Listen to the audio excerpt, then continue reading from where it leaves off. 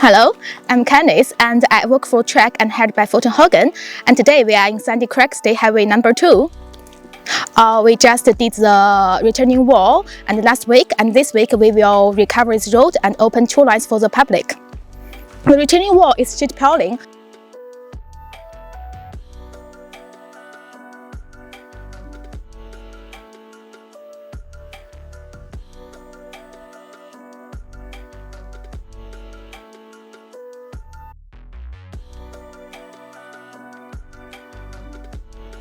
My name's Logan Nichols. Our company is A Surf Moving, and we do civil. Have been doing civil for Trek for about 9 months now.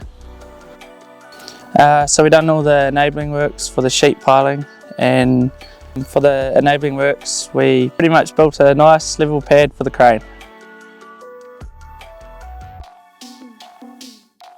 The biggest challenge for the whole site that we had was when we constructed the crane pad. It was quite wet, so the material that we used was real damp and we couldn't get a nice level compaction.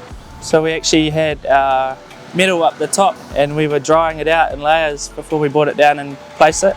But other than that, I think everything went well. We built 78 sheet piling, and you can see from the video, and it's very nice. And we worked very fast. Only 1 week we complete all of them.